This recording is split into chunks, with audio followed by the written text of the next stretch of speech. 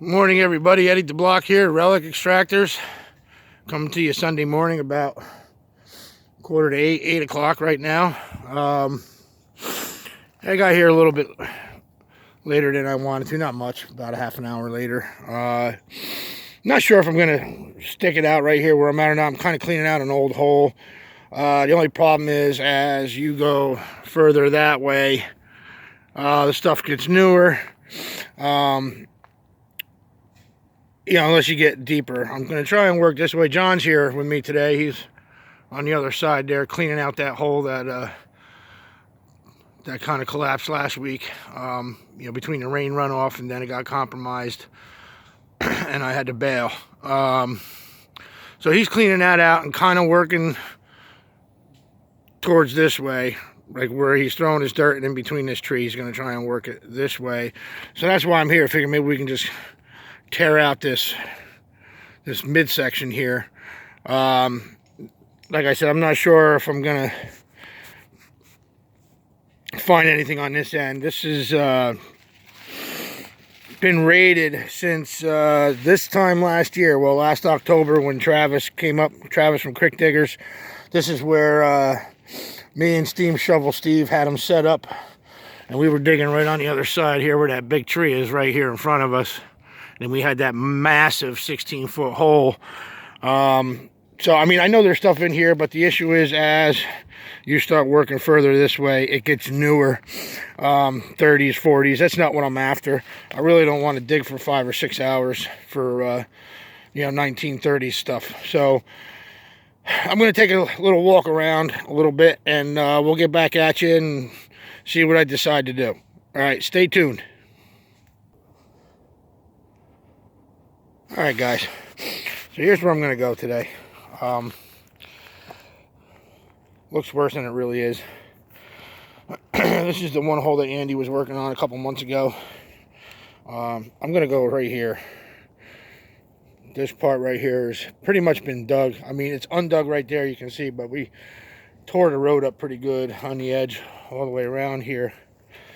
And so I'm going to work in between these two trees here where this dead tree is, since I know it's undug going that way. So I'm going to clean this out, start working my way in between these two trees right here, and we'll see what we get. That's the big tree right there where we were basically taking our breaks right here last year when Steve was up here with Travis last year in October. So this is the remnants of that hole. And again, as you get past these trees and it starts getting flat out in there, it just gets newer. So at least I know the older stuff is in here. I'll have to clean it out. It's probably going to take me a couple hours to do that, before I find anything decent. But then again, you never know. Sometimes you find stuff that's literally 8 inches under the surface. Sometimes you don't until you get 8 feet down. So we'll get back at you as soon as I get some headway here, and we'll see how we make out. All right, stay tuned. All right, guys. Just still cleaning this out. I know it doesn't look like much, but this is a kind of a hard-packed area. You can see the rocks and bricks, and then all these tree roots up in there. Most of what I've been pulling out is broken. Got a bottle shown right there. Can't really tell what it is yet. Looks like a soda or a beer. And she's wedged in there really good. So this is going to take me a little bit. I'm not even sure if it's whole or broken. But we'll get back at you when she's ready to come out. Stay tuned. Alright guys. Well, I still haven't gotten my bottle out of the hole yet. I got shouted out at in both directions here. Let's check this out real quick. My buddy John had just pulled this out. It's got a Cohancy style closure on it. A Cohancy fruit jar closure. Nice amber jar. It's a tobacco jar. It's a LORILLARD tobacco jar. Beautiful amber color. Got nice embossing on the bottom. Strong embossing. There, you can even read it in the shade. LORILLARD company. They also were the same company as the Helms Railroad jars. They were tobacco jars. Everybody would store their tobacco in like a humidor. And then Andy called me over, and he pulled this sweet little bottle out. Don't look like much when you look at it. It's embossed on the base. It said Pitts and Toppin, Toppan. It's got that nasty gunk in it. GP66 or gasoline will take that out. But sweet thing about this little bottle is, look at that, guys. It's an open PONTIL. You can see the PONTIL right there with the dirt on it. Sweet, sweet little bottle. That's a day maker for Andy right there, this little tiny thing. So, all right, well, I'm going to try and get mine pulled out. We'll see what it is, and we'll get back at you. Good start for the guys today, though. All right, guys. Well, it was a beer. Common when I'm running around taping everybody else's beautiful finds this morning, but it's early yet. And so the bottle I just worked out was a Katz Brewing, Katz Brothers from Paterson, New Jersey. Again, one of those big conglomerate beers, along with the Hinchliffe, Braun Brothers, and Spratler and Manel. All the bottles were the same, pretty much made in the same place. And then I just popped out this. It's got a really nice color to it. They're common as well. Atwood's Jaundice Bitters. Nice panel bottle. Like I said, this one has a really nice color to it. I'll clean that one up and throw that one up on eBay if anybody's interested. You know, give me a couple days to get everything cleaned up and listed.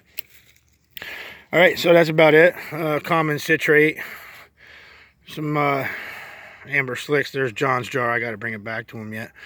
And broken jug. I was actually from Poughkeepsie. It says that's a crier. Jacob Klein, I think it is. C-L-I-N-E. Jacob Klein Pottery. Something like that. Yeah, but it's from Poughkeepsie, New York. That's kind of a local jug. So, but other than that, I'm going to get back to it. Too busy running around filming everybody and not enough digging. All right, see you on the next. Hey guys. Got some type of decorative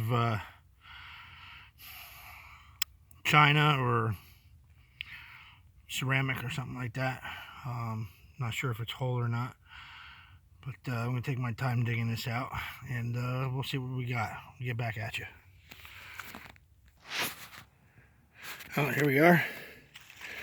Just came out. It's got half the copper band on it. It's obviously a perfume. And what had it's got a sheared top on it, and then they had the band on it, and then the atomizer would have been attached to that. Some of these I found that they were actually open PONTIL, but this one isn't, and I can't tell, but it might have a mark on the bottom of it. I won't be able to tell until I get it cleaned up. So yeah, the lip does have a little bit of damage, but it's a sheer top anyway. It wasn't intended to be seen. So we'll clean that up, and we'll see what it looks like later on. All right, guys, back to the next. All right, men and ladies and gentlemen and children of all ages. Just chipping away the ceiling here, trying to open it up a little bit. Kind of hard to find here. Prescribed by R.V. Pierce, M.D., Buffalo, New York. This is an amber one. Last time I dug one of these, I dug a citron colored one right alongside of it. Probably just on the other side of this hole here, on the other side where that tree is kind of bent over right here. When that bends over that way. So if I get a few more of these, this is a day maker for me right now. They're not too easy to come by. Great embossing, nice color, no damage. Again, prescribed by R.V. Pierce, M.D., Buffalo, New York. All right, guys, stay tuned. We'll get back at you. Yep, here we go. I'm working up high. I'm gonna shave this down so I can get back more. And seems to be more up high here in this spot. And again, looks like a soda or a beer, and the same with this one. I can't really see right now with that. Most everything up within the above the tree roots here and everything has been broken, but a few whole ones are popping out. So let's see what they are, and I'll get back to you. All right, first things first. Crown top Pluto water, probably around 1910, 1915. Nice color, no damage, but not for me, so this will be left for someone else. So I'll put that up there, and check it out. Chemical bottle inside a broken little beer mug or soda mug, and it's got some of the label on it, so for being in there.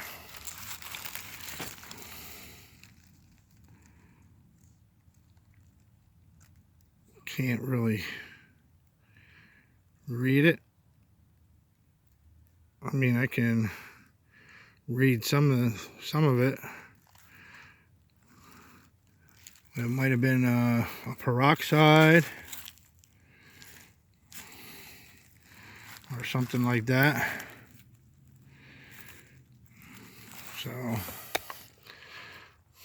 label's not going to make it home, so I'm not going to worry about it too much. That'll just get cleaned up and go in with the lots of the ambers for that lady out in Arizona. All right, we'll get back at you. All right, guys. Still just gently chipping in. And I got 2 bottles in the hole. Right there. One's probably a beer, probably a Cats or an Orange County. But, you know, we get some out-of-town stuff. And that other one may just be like a chemical or something like that. It's kind of small on the base. But we'll get back at you when they're ready to come out. They're in there nice and tight. Stay tuned. All right, guys. So that one was a beer bottle. Orange County Brewery, common, local. Then pulled out another error misspelled Bronson. It's supposed to be Bronson, B-R-O-N-S-O-N. If you haven't watched my last video when I got another one of these, nice little bowling pin shaped half-pint milk with the misspelling on it. And I'll be cleaning this one up and throwing this one up on eBay too. I got a watcher on the other one right now. Probably start off at like 10 bucks if anybody's interested. Go look at the one that's on there, and this one will be up following it. All right, guys, we'll get back at you.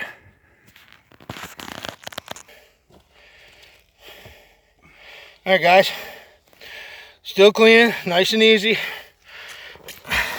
Patience is a virtue, they say. And by virtue of my patience, I got a hutch in the hole. Right there. Isaac Crayons, I can tell just by looking at it. Looks whole. I'm going to pull it out and we'll take a look at it. There we go. Yes, sir. Isaac Crayons Sons. This is the variant without the 7-ounce measurement. That would be right in the middle of the slug plate. Still got the stopper in it. Well, that's the day maker. If I don't find nothing else, that's a hooray for me day. All right, we'll get back at you. Hopefully there's more. Stay tuned. All right, guys. Went at it a little bit more. Right behind the hutch was a really hard to find Ogden and Scheimer blob top citrate bottle. It has a little dinger in the heel here, but other than that, it just needs good cleaning. So that's That's a good keeper right there as well. Get back at you. Alright guys, that's it for me today. Andy's going to be here a little while longer. John's going to be here for a little while too. So I'm headed home, take a shower, watch a little bit of football, and kick back. So look for the video later on tonight. Have a good day.